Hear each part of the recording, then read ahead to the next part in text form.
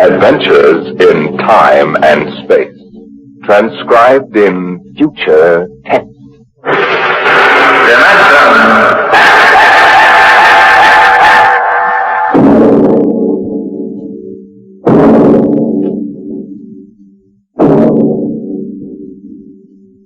Can you predict what will come in 100 years, or in 10, or in the next minute?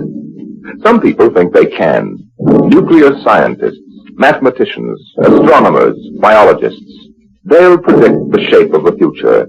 Why? Because they make the future. Because they see beyond the known dimensions of time and space into the unknown, Dimension X.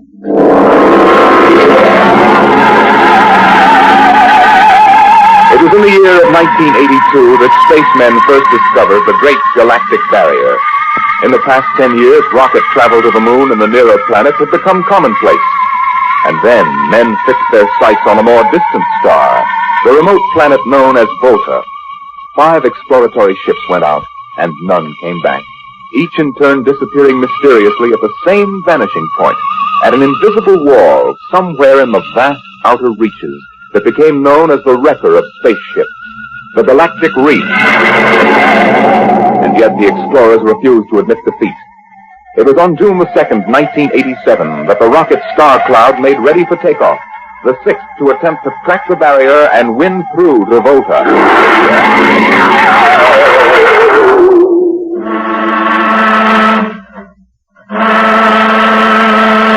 Now hear this.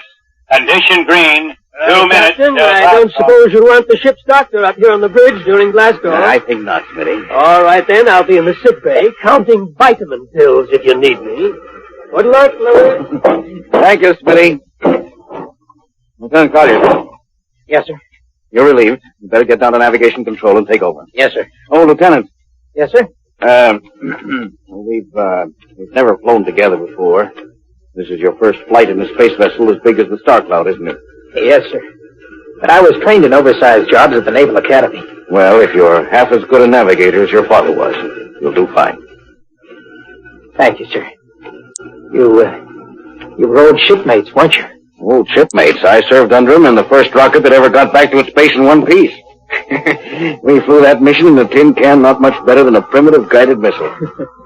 I almost went along on the last trip your father made to the barrier. Too bad about that. Yes, sir. That's all, Collier. I'll bust you when you get down to nav control.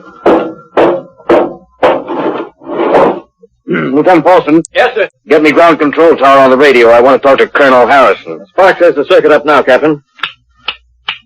Go ahead, sir. I patched in our bridge speaker. Colonel Harrison? Yes, Captain? We're standing by for takeoff in 60 seconds. Good. The field is cleared of all personnel. We'll try to reestablish radio contact immediately after takeoff.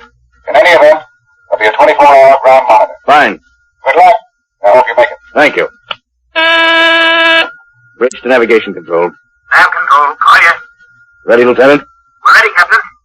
Course is in the integrator for takeoff at 1200 hours. All right. Stand by for blastoff. Bridge to engine room. Fire up your rocket chambers. Take off at exactly 1200 hours. I'll read you off. 20 seconds. 19, 18, 17, 16. Condition red. Hold it. We won't follow red. it. Who turned in that alarm? We uncovered a stowaway, sir. Stowaway. Where, Masters? Hiding in 6th bay. Dr. Smithson found him. Have him brought up to the bridge. Engine room, kill your rockets and stand by.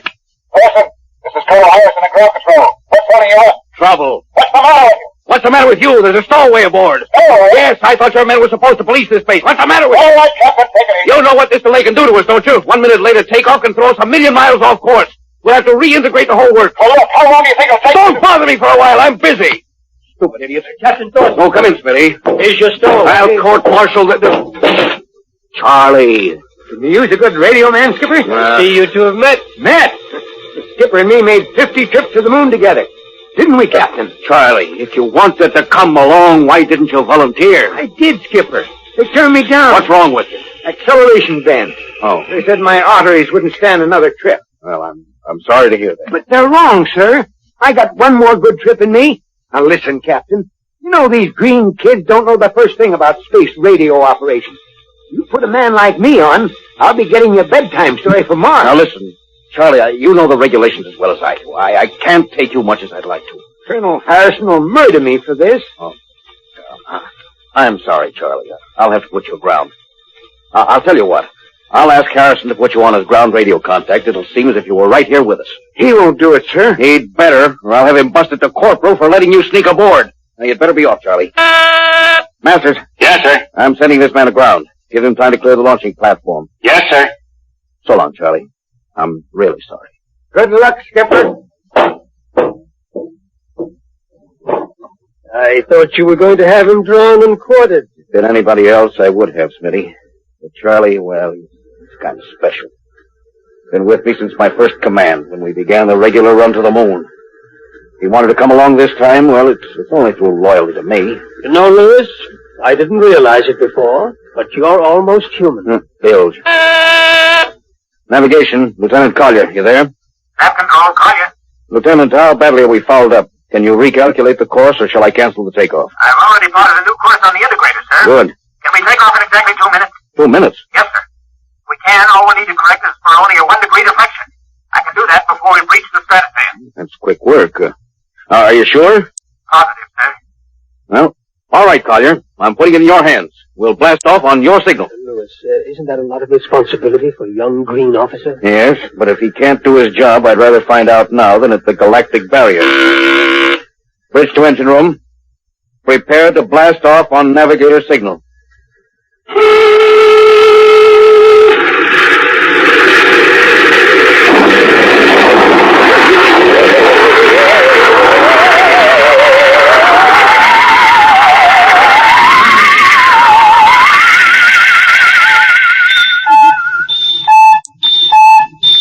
How are we doing, Collier? Coming on the bearing, sir. 4, 3, 2, 0. We've intersected the course vector. Good work, Collier. The course is corrected, sir. Ready to go into atomic overdrive anytime you say. All right, stand by. Now hear this. Now hear this. Prepare for maximum acceleration. Bridge to engine room. Kill your rockets. Rockets out. Fire up number 1 cyclotron. Number 1 ready. Fire up number 2. Number 2 ready. Withdraw your dampening rods. Aye. Ignition chamber ready. Blast tubes cleared. All generators operating at capacity, sir. Right. Go into overdrive on the count of 0. 5 seconds, Captain. 3, 2, 2, 1, 1, 0. 0.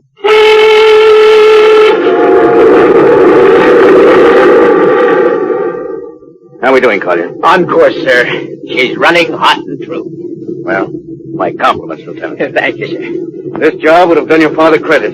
He was one of the best navigation officers I ever saw. Thanks, sir. Now start your gyros and put her on robot control. The bridge is yours, Mr. Collier. If you need me, I'll be in Dr. Smith's office. Yes, sir.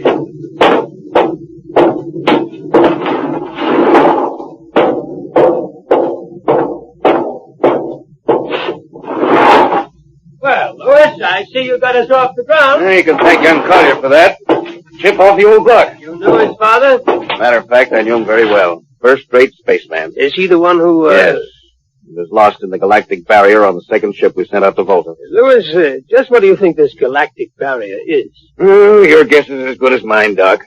All I know is that 5 ships have gone into it. None of them have come back out. How about Miss Strovik's theory that it's a time warp in space, that the ships reach it and slip into another dimension? Rubbish. My theory is that the galactic barrier is nothing more than a radioactive layer of some kind. What makes you say that? Well, we know that radar signals bounce off it like they were hitting an invisible glass wall. And we know that it destroys our ships and crews in some way. There's no other logical explanation. What makes you think we can get through it, Lewis? Because we're ready for it. The others weren't. The entire hull is completely shielded with lead. We can crack through any radioactive cloud ever detected. Besides, we're equipped with some new UHF radio devices that should enable us to maintain radio contact with Earth. Nothing can happen. Absolutely nothing. Who are you trying to convince? Myself, I suppose. Lewis, you've had your share of glory. First skipper to reach the moon back in 1962. Yeah. You could have retired. Why are you risking this trip? Because 5 ships are missing. And men like Prentice and Marketson and young Collier's father. I'm tired of seeing good men fed into that meat chopper. Then why are we going? We haven't any choice, Smitty. We're in a race, the kind of race where men and ships are expendable. According to Interspace Code, the first nation to reach Volta can claim it. Personally, I want no part of it. Doc, there are a dozen nations who feel very differently about that. I know. You're right, of course. Well, at least it won't be boring. I'll have to play physician morale builder and mother substitute for 112 slightly nervous men. Your morale doesn't sound too good, Doc. As morale officer, I can state without fear of contradiction, it is terrible.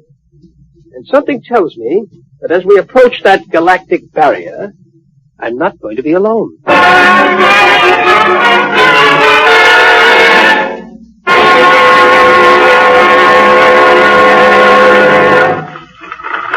Hello, Earth.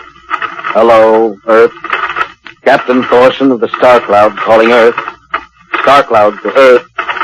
Can you read me? Hello, Star Cloud. Hi, Captain. Charlie. Well, I see they haven't court-martialed you yet. Oh, sir. Thanks to you. It's good to hear you. You can read us the funny papers on Sunday morning. Right. How's our signal? Strong. Clears the bell. Well, here's our log report for Colonel Harrison. Ready? Shoot. June 2nd, 1987. 4 weeks out from Earth.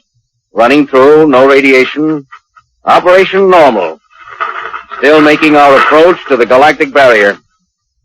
That's all, Charlie. See you later. Good luck, Captain. I sure wish I was with you.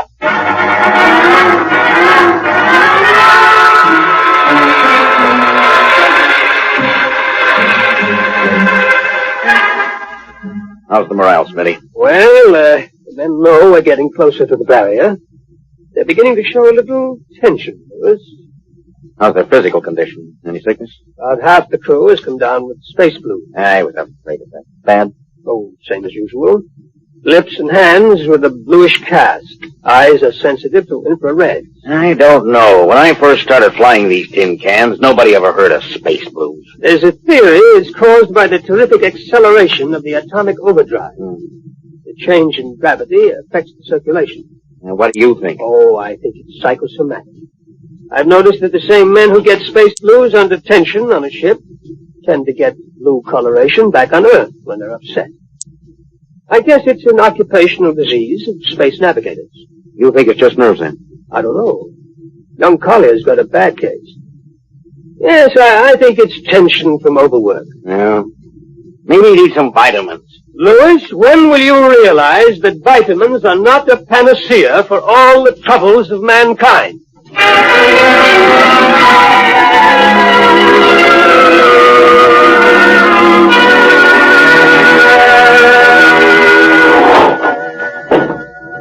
Sir, I understand you've relieved me from duty. Dr. Smithson says you aren't looking very well, Collier. I'm just giving you a rest. But, sir, I feel perfectly able to continue. Your lips were as blue as Minnetonka. Captain, I'd like to remain at my post. Now, don't be so foolhardy, Lieutenant. I'm not being foolhardy, sir. You see, I have a special personal reason for wanting this expedition to reach Volta. Oh, your father? Yes, sir, my father. You think he might still be alive? Sir, I have to find out what happened. I think I understand. Very well, Collier. Report back to duty.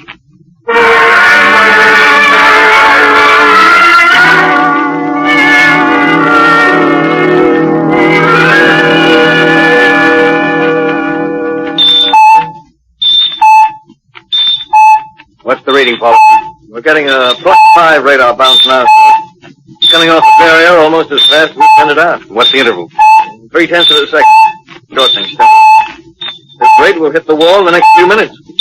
All right. Alert the crew. Sound general quarters. Now, hear this. Condition red. We are now approaching the galactic barrier. All hands to stations. All radiation detectors to be fully manned. Full security will prevail until further notice. That is all. Paulson. Aye, sir.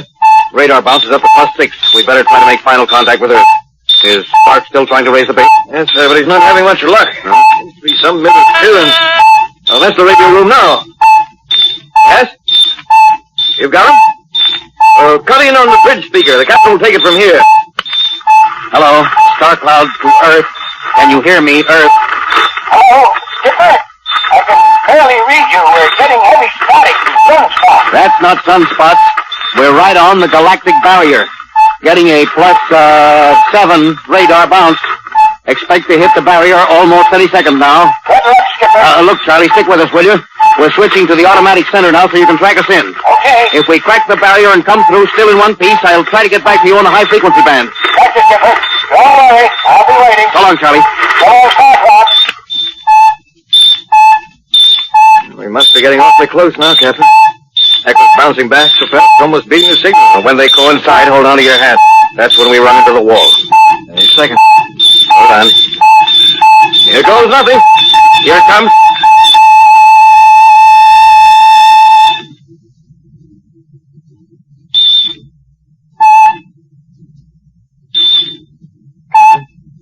What? Nothing happened. We made it, Captain. No radiation, no time, nothing. The crew's gone crazy, sir. Damn, they earned it. Hey, Doc, can you break up a few bottles of snake bite serum for medicinal purposes? I sure can. This calls for a celebration. How's your morale now? Couldn't be better. How's yours? Couldn't be better. What the? Condition red. Condition red. Radiation detected. Condition red. Radiation detected. Holy mackerel. Look at the needle on that indicator. Paulson. I see it, Captain. Picking up radiation like crazy. What's it like? It's a strong impulse. What kind? I don't know, sir. Too long for a cosmic ray and too short for UHF. Ship's lousy with it. Man, your battle station! Paulson, track it down. Triangulate it, make it fast. I want a directional fifth. Yes, sir. Engine room. Yes, sir. We're picking up radioactivity. Is it the fission chambers? No leak here, sir. I'll check your gauges. Nothing here, Captain. Must be coming from outside. Damage control. Yes, sir. Is radiation penetrating the lead field? Haven't found anything yet, sir. Well, keep at it. Paulson, how are you doing? I've got it fixed, Captain. What is it? I'll have to check my figures. Oh, hurry up. It's Come on, man, for Pete's sake, what's the radiation from? coming from inside the ship. That's impossible. Oh, sir, I checked it twice. Well, it's got to be the engines. If it is, we're finished. Engine room. Yes, sir. That radiation must be in the overdrive pile. No, sir. It isn't here, sir. Are you, sir? Yes, sir. All right, keep checking. Well, only one thing left to do. Paulson, get a Geiger counter. We're going to start combing this ship inch by inch. Yes, sir. Turn it on. Yes, sir. Ready, Captain. We'll check the atomic guns first. Come on. We'll cut through the officer's quarters to ordnance. Yes, sir.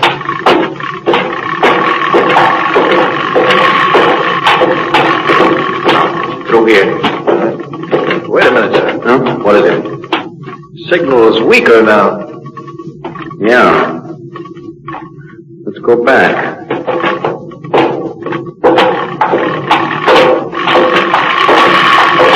Hold it.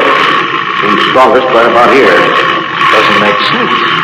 Whose cabin is this? Lieutenant Collier's. Collier! Oh, he's down in nav controls. We'll try the door. It's not locked, sir. This is in here, all right. Listen to that counter. It's strongest over here. Open that wall cabinet. It's locked, sir. No, smash it.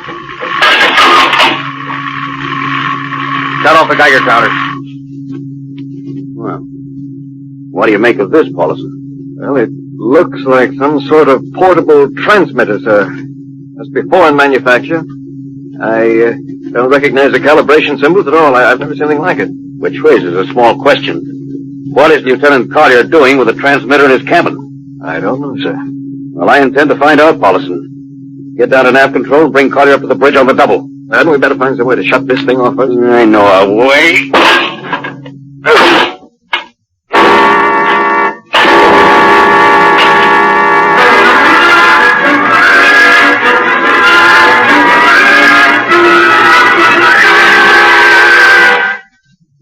Lieutenant Collier, I'm going to ask a few simple questions. Yes, sir. And I want a few simple answers. Yes, sir. What were you doing with the transmitter in your cabin? Transmitter, Captain. You know nothing about it? No, sir, I don't. Do you recognize these calibration symbols? No, sir. Can you think of how it might have been placed in your cabin without your knowing? No, sir. Unless someone came in while I was on duty. Well, would that have been possible? Well, I suppose so. Well, if someone had a key. I found your cabin door unlocked. I meant a key to the wall cabinet. I didn't say the wall cabinet. Oh, what? Well, You- sir, You what, Lieutenant? How could you have known it was in the wall cabinet? Well, I just assumed. Lieutenant Collier, I find it hard to believe you would lie. Having known and respected your father and having observed the way you handled your job. However, I intend to get to the root of this thing. May I have your wristwatch, Lieutenant? Sir? Your wristwatch. Here you are, sir. Paulison, turn on that Geiger counter. Yes, sir. Now hold this watch next to it. Yes, sir. That's all. Lieutenant, if you hadn't any close contact with that transmitter, how do you explain the radioactivity of this watch? I don't, sir. I think you'd better. To whom were you sending those signals? Condition red. Condition red. There's your answer, Captain. What is this, Collier? Alien spaceship approaching. Alien spaceship approaching. Collier! Who's aboard that ship? All right, now talk. Very well, Captain. My mission seems completed. Your mission? Are you admitting that you're an agent of a foreign power? I am stating it. What nation? No nation, Captain. What? I am an agent of the Voltan government. The what? The government of the planet of Voltan. Are you crazy? Are you so stupid that you think your people are the only ones who can invade another planet? Lieutenant, what do you mean? We've had agents operating on Earth since 1945. I don't believe you. What do you think happened to those 5 ships, Captain? Where do you suppose we got our information? Your language, your culture, family background. Your appearance, you look like Commander Collier. Is that so surprising, Captain? We had a living model. I ought to kill you. That would be very foolish, Captain. I would advise you to surrender without delay. Alien ship now coming into ordnance range. I'll deal with you later, Collier. Paulison. Yes, sir. Put this man in irons and take him away. Don't worry, sir. We'll take good care of him. Thunder, Robinson. Gunnery. Gunnery, Atkinson, What's the range? 10,000 meters. They're closing fast. What's your guns on radar tracking? Tracking. Coming on the bearing. Fire. Fire, Richardson. Did you hear me? Fire! What's the matter down there? Did you hear me? Richardson, answer me! What? Who? It's no use to shout, Captain. Collier. How did you get loose? Where's Paulison? Lieutenant Paulison is dead. All stations, Lieutenant Collier has escaped. Seize him, men! Don't waste your breath, Captain. Your men can't hear you. What? Those still alive are my men. You're lying. No, Captain. Every ship that has ever left Earth was controlled by a Voltaire crew. That's impossible. Those were hand-picked men. Handpicked by us. I don't believe you. Then why not call for help? Carpenter, Robinson, Haley, report. Carpenter. Robinson. Haley. Wait. Report. You see, Captain, it is quite useless. The Star Cloud will be taken to Volta for, shall we say, further experimentation. I see. Of course, there's one thing you hadn't counted on. And just what is that, Captain? This...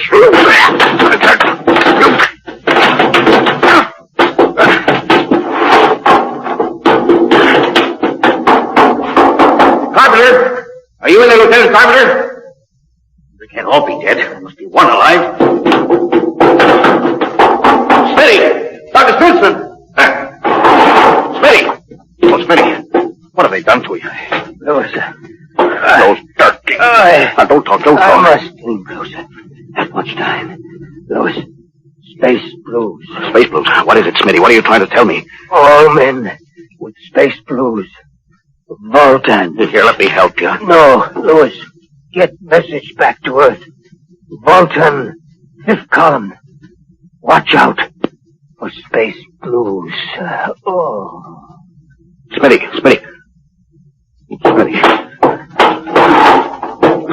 Captain Thorson,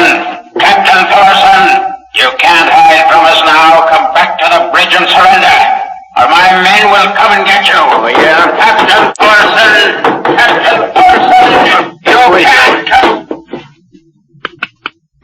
Hello. Hello.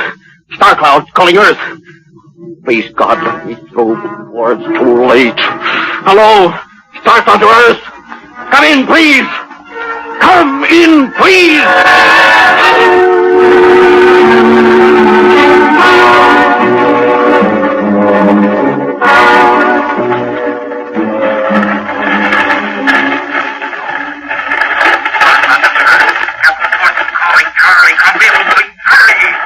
Hello?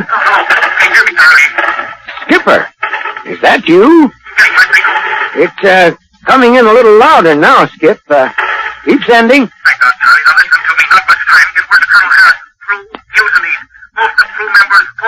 What? Spell that. Voltan? Skipper, are you all right?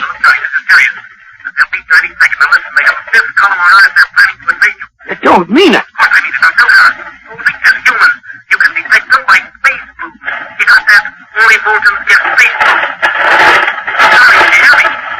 Space Blue. I get you.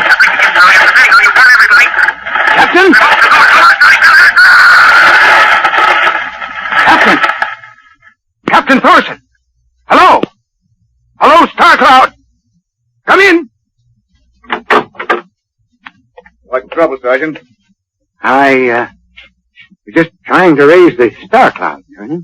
Had any luck? No, sir. No contact. No contact. No, sir. Nearly an hour since they hit the galactic barrier. I don't understand why they haven't tried to get a message back. No, sir. Neither do I.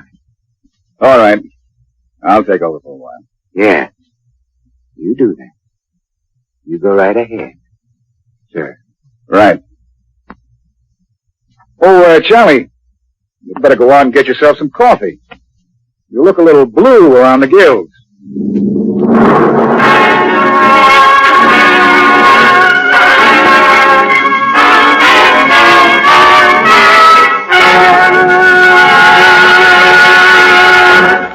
You have just heard No Contact, an adventure in time, space, and the unknown. The world of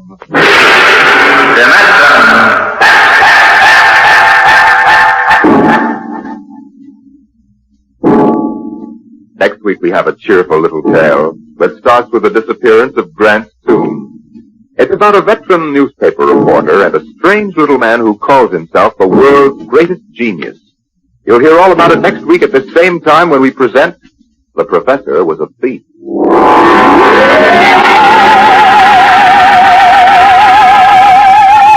Dimension X has presented No Contact, an original story written by George Lefferts from a storyline by Lefferts and Ernest Kinoy. Featured in the cast were Louis Van Rooten as Captain Thorson, Donald Buca as Lieutenant Collier, and Cameron Prudhomme as Charlie. Your host was Norman Rose. Music by Albert Berman, engineer Bill Chambers. Dimension X is produced by William Welch and directed by Edward King.